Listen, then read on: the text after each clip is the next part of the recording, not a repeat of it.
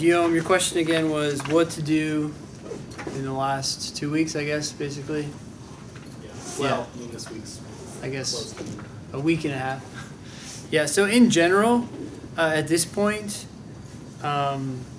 most of our study time should probably be 35-minute sections. So you do a 35-minute section, you put it in the score tracker, you mark the ones that you weren't sure about, you mark the ones you didn't get to. Do those for sure, both the ones you didn't get to and the ones you weren't sure about, again, before you grade it. Grade it. Just try to understand the ones you're missing.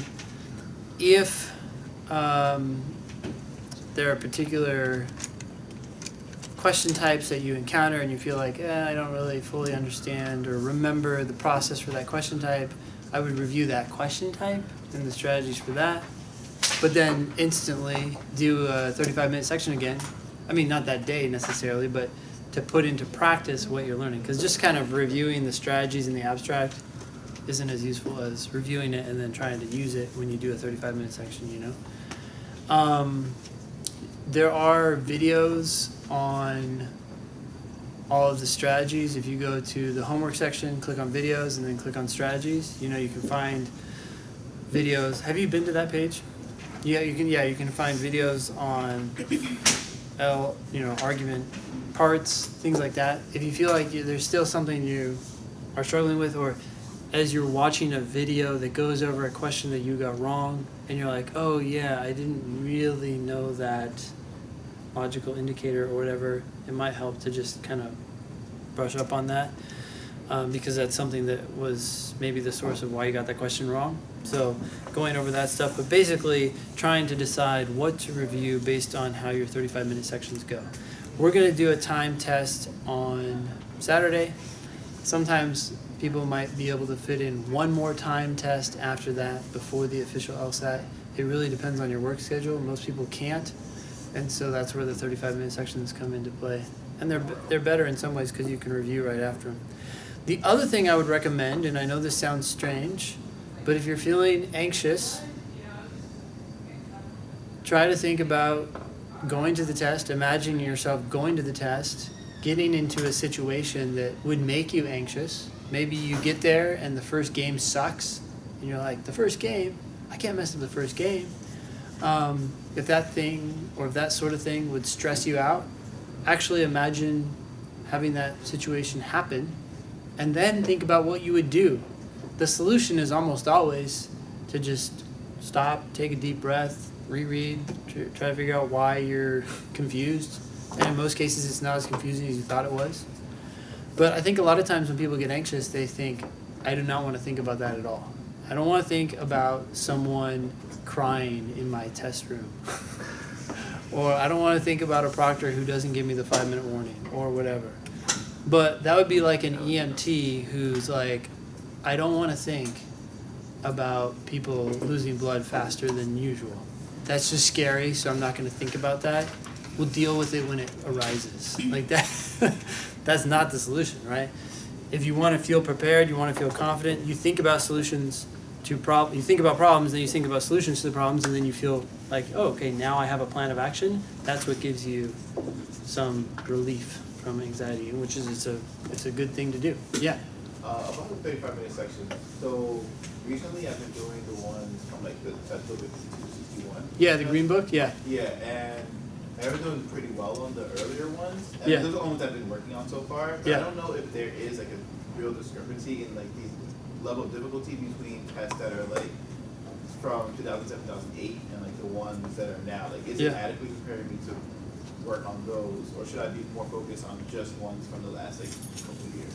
I think the blue book tests are a little harder than the green book tests, but especially when it comes to games and reading comp.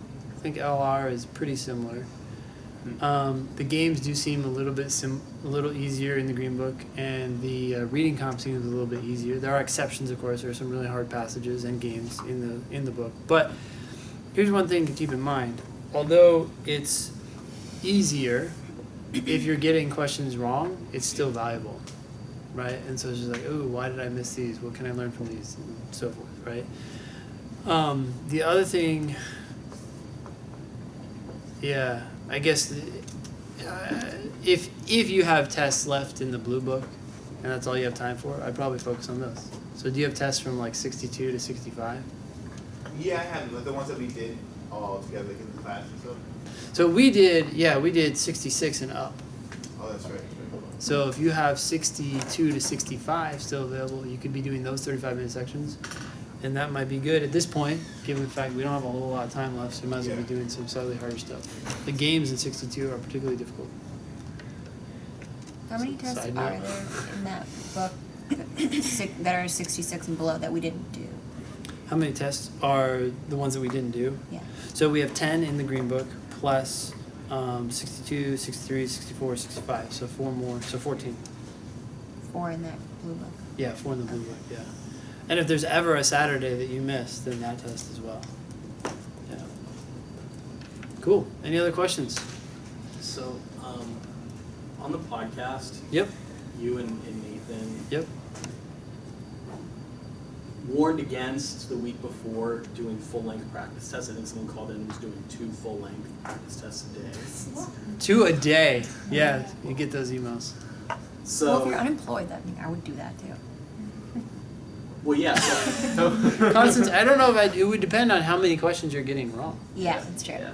Yeah. I think if you're If doing you're getting better, like 5 wrong, then you can review them pretty quickly. Yeah. Feel refreshed and maybe take another one. But even then, I'd only take it if I knew I was like mentally focused. Otherwise, when you get questions wrong, you don't know if you got them wrong because you're not executing correctly or because you're just like tired. And then that gets like, I'd rather take it knowing that I'm ready mentally. Therefore, whatever went wrong was really something I need to investigate carefully and not make excuses. You know? But 1 full test a day would be a lot, right? That would be 5 tests in a week.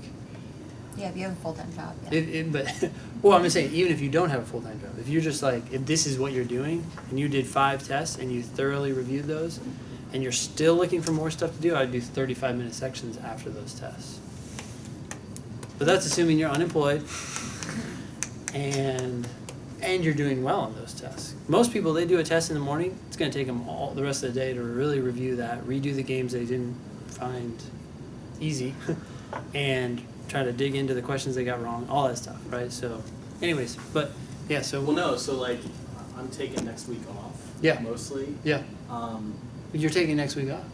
Cool. Would it? So you're going to become unemployed for a week. The whole week? Basically.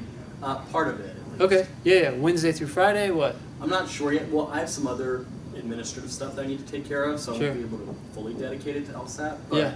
I was thinking of dedicating big chunks of it, like getting up in the morning and simulating test conditions. Sure. Would that make sense, or would it make more sense to just take a couple 35-minute sections?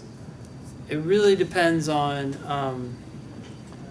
how you're feeling that day. If you've reviewed everything that you've done before, like you did a test, on Saturday, you're done reviewing that, and you're like, yeah. When you take that test in the morning, I would start it at 9:30. We started at 9:30 here because that's the time you're actually going to start.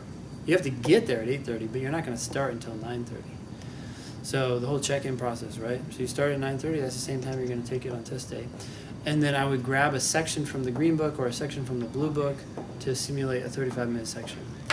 And if you end up, well, anyways, yeah. And then if you wake up someday and you're like, hey, I'm not really feeling it today, just do 35-minute sections when you're feeling ready. Yeah. All right. Any other questions? Friday, I probably wouldn't do too much. It's good to take that day off if you can, because even though you're not going to do a whole lot of LSAT studying, if you have an intense job, instead of getting home at 5, 6, 7, and then going to bed and getting up the next day to take a test, you took the day off so you can take care of personal stuff, right? You just like make sure you're all ready for the test. You go watch a movie. You're like rested, So, anyways. And drink a bunch of NyQuil. Yes. We got some in the back here. We'll give you a free bottle if you don't have it. I think that's illegal, maybe, to encourage people to take medicine. But in any case, take a lot of NyQuil. You guys got that? I hope you're not believing Ben. No. What was that guy's name? I don't remember. The guy, we just called him NyQuil dude, but he drank too much NyQuil and then was groggy the next day. Was he good or bad at the test after That's drinking a the lot of question, NyQuil? right? Maybe it helped them. Well, he didn't do well, Oh, right? okay. That's why he was writing in. So, okay. It's quite a question.